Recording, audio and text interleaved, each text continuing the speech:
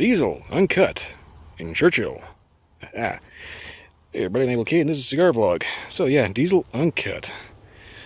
One of the more affordable lines from the Diesel brand.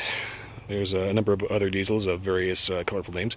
This one is probably the most descriptive because if you can see, Uncut means just that, uncut. It's actually just loose tobacco folded around the foot. And the nice thing about this is that it makes it very difficult to screw up a light. As you can see, got a nice long Churchill here so far. Everything I've had from the Diesel line has been absolutely spectacular, and this, so far, hasn't failed to uphold. Well, anyway, I'm going to go ahead and get this lit up and tell you how it starts.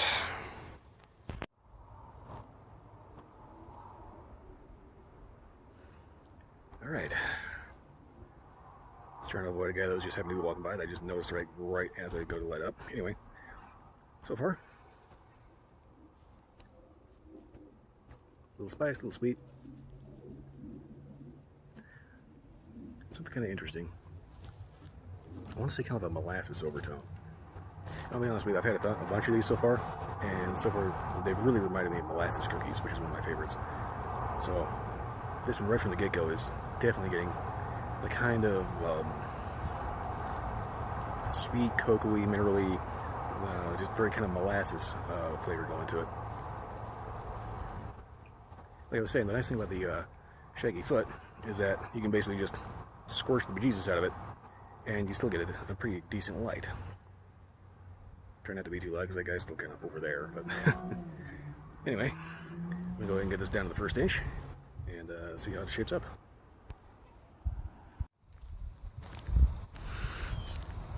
Alright, about 1 inch in. I'm going to stand by my prayers that most of these, that it kind of has a very molasses cookie kind of thing going on with it. When I say molasses cookie, I mean you can taste that there's a little bit of spiciness to it, kind of like almost like a ginger spicy. There's also like some really heavy notes of baking spices, you know, like clove, nutmeg, things like that. And a very molassesy sweetness. The retrohale has very kind of earthy, cedary, bready kind of quality going to it. Predominantly bready, so it has a very bakery-esque note once you really start getting into it. And so far, it's just there's a lot of complex flavors going on. That's kind of part of the fun about cigars like this, is trying to pick out exactly what the individual flavors are.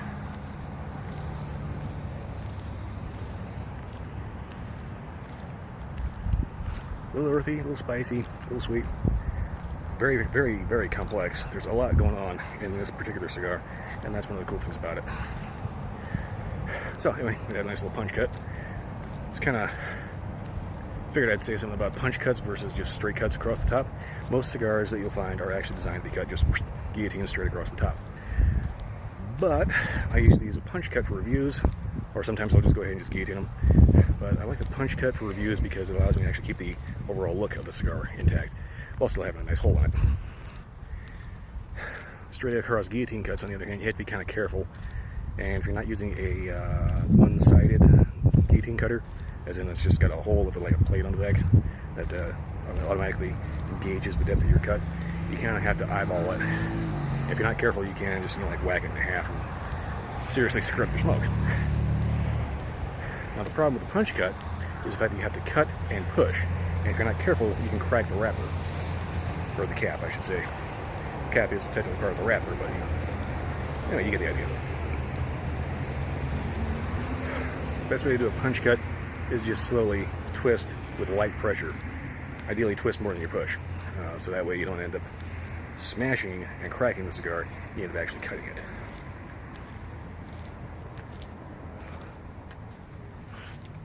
All right, I'm going to go ahead and walk into the tunnel of doom here, and have a nice echo. I'll get back to you at the halfway point and see if anything picks up or changes or just what it does. Halfway or the ash, whichever comes first. Okay, so I figured I'd just go ahead and point this out here. This isn't the halfway point, but the ash did just fall off. And I'm going to say that's pretty much my fault because I was kind of jostling around a little bit and had an accidental ash fall. Now, the reason why this is important is because this is kind of how I gauge a cigar's construction. If it can typically get through about half the cigar before the ash falls off, that basically means that fire has chemically weakened the actual physical material that a cigar is made of. If it's constructed well, then the ash alone should be enough to support roughly about half of its weight after it's been weakened by fire. So far, every other cigar I've had of this line has done just that. So, construction of these is pretty top-notch. Don't take this little shortfall here as a knock against the construction of the cigar. That's basically my fault. So, I got about a couple inches to go for the official halfway point. I'll get back to you then.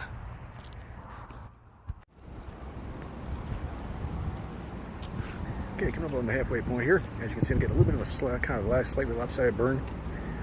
Keep in mind, as pointed out, the shaggy foot is kind of hard to screw up the light. That said, it's not impossible. If you are not paying attention, kind of like I wasn't, you can still get the occasional lopsided wonky burn. It's okay. Quick touch up here and there, and it's good to go. So far, flavors have been pretty consistent, kind of building the whole kind of molasses note.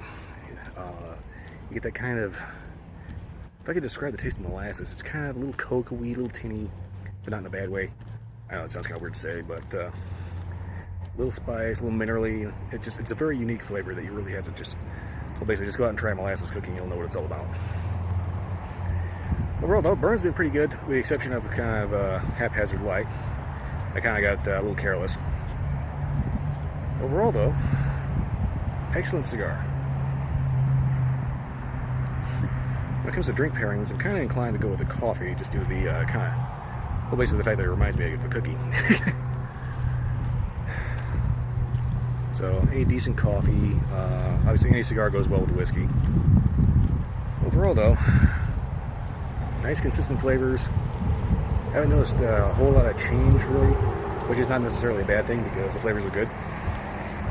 And it just kind of builds as it goes. And if you're getting a lot of wind noise, my apologies, there's kind of not really a whole lot I can do about that. I just happen to be walking along and the wind just occasionally kicks up. It just blows right through my hand. I'm trying to keep it cupped where I think the mic is, but sometimes it kind of doesn't work. Shade. Okie doke. And a nice breeze. Great. Alright, anyway, I'm going to go ahead and keep smoking this down to, don't worry about here where the band is. And that should be enough for the final update because, as you can see, this has a nice small band. It's kind of funny. The name of the cigar is Uncut, and even the base of the band looks kind of uncut. I don't know if you can actually see it or not, but it's kind of this jagged kind of deal going.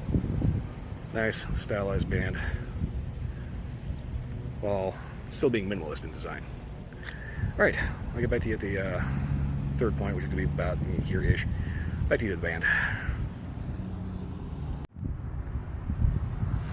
Alright, final update at the band here, or close enough. So far, I noticed about after the halfway point, the flavor kind of started having a little bit of a shift. Thank you, wind, for just blowing all over my mic. Yeah, after the halfway point, there was a little bit of a flavor shift towards a very pronounced cocoa note, which was actually quite nice. Obviously, getting towards the end here, everything starts to wash out and just turn into hot tobacco like every cigar. But so far, flavors have been pretty consistent. As I've said previously, reminding me very much of a molasses cookie. I will eventually figure out where the wind is not blowing horrifically. Anyway, flavors have so far been very reminiscent of kind of an overall kind of a bakery feel, you know? Well, like I said, like a molasses cookie. Towards the, after the halfway point, it takes on a very pronounced cocoa note, which is quite nice. And that lingers around for a little bit, and then eventually everything just gets hot and washed out. So far, I'm not really expecting a whole lot of change between here and burn my fingers. So if anything does change, I'll go ahead and just leave that in the description. Beyond that, though, I do not like finishing the video in here. Anyway, beyond that, so far it's been an excellent cigar. My drink recommendations for this are definitely a nice coffee. Coffee latte, something like that, something a little lighter coffee note, or like a mocha, coffee chocolate kind of thing. As far as anything alcoholic, I kind of wouldn't recommend alcoholic beverages, although obviously you can get away with whiskey, because every cigar goes well with whiskey. Other than that, there's something I kind of have to watch around for all kinds of people on bicycles, walking their dog, etc., etc. Last thing I want to do is end up getting bit by a dog or run over by a cycle on a bicycle. Overall, though, definitely an excellent cigar for the money. I will say that as far as the AJ Fernandez lines go, Diesel in particular, this is one of the more affordable ones. You can get in Colorado in 2018. You can go on to cigarsinternational.com and get a pack of 10 for about 35 bucks, which is actually not bad. Which rounds out to around approximately 70-ish plus tax if you get 2 packs for a total of 20, which would be a standard box. Otherwise, definitely a good cigar for the money. I definitely recommend these, especially if you're a fan of kind of darker, richer cookies. Beyond that, that's pretty much all I got. If you like this video or any video, like, subscribe, leave a comment. See you next time.